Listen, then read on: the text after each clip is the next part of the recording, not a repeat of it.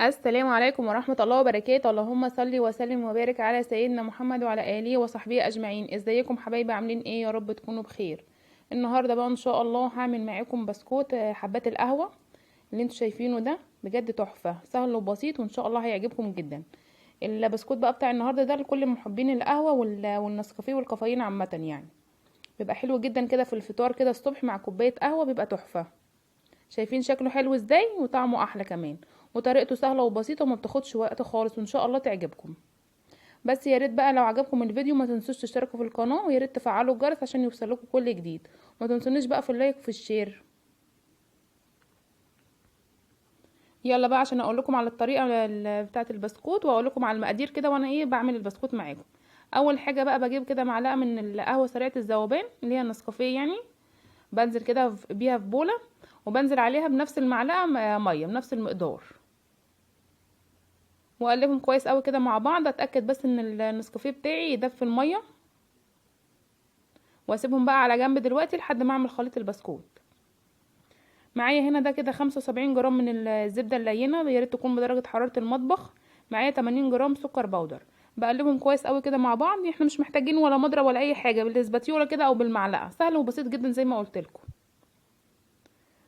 اخلط بس كده السكر والزبده مع كويس مع بعض، اقلبهم كويس مع بعض كده زي ما انتم شايفين. بعد كده بقى بنزل بصفار البيضه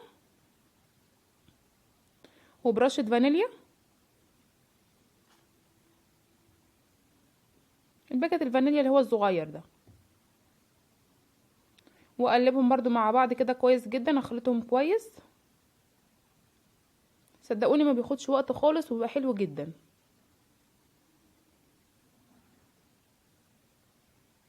انزل بقى بخليط النسكافيه بتاعي اللي انا عملته في الاول.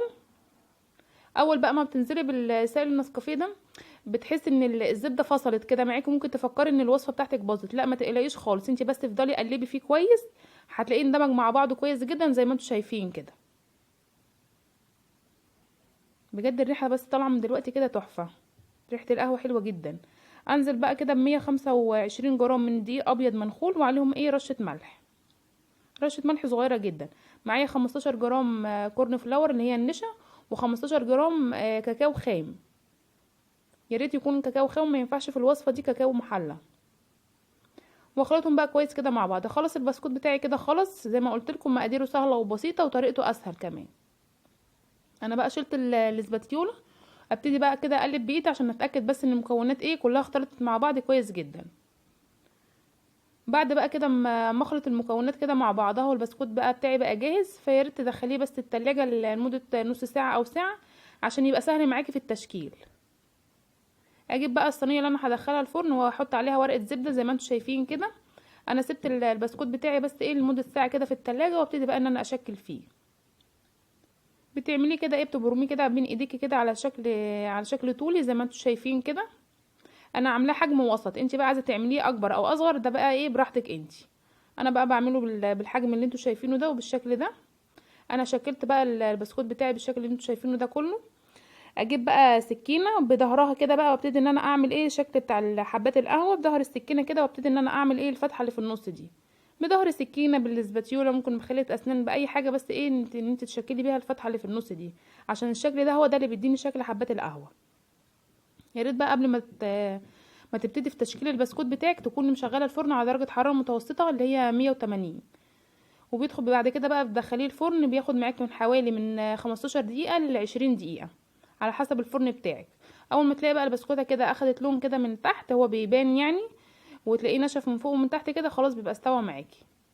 ده كده البسكوت بتاعي بعد ما خلاص استوى معايا، اخد معايا حوالي بالظبط كده 20 دقيقه.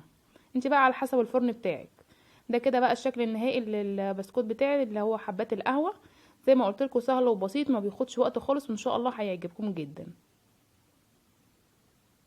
يا ريت بقى لو عجبكم الفيديو ما تنسوش بقى تشتركوا في القناه، ويا ريت تفعلوا الجرس عشان يوصلكم كل وصفاتي الجديده. ويا ريت بقى ما تنسونيش في اللايك وفي الشير. ويا ريت لو جربتوا الوصفه بتاعتي تكتبوا لي ايه رايكم في التعليقات لو عجبتكم. لو حابين اي وصفه جديده تانية ان انا اعملها معاكم اكتبوها لي في التعليقات، وان شاء الله هعملها معاكم على طول. وكمان انا هسيب لكم كل المقادير في صندوق الوصف. السلام عليكم ورحمه الله وبركاته.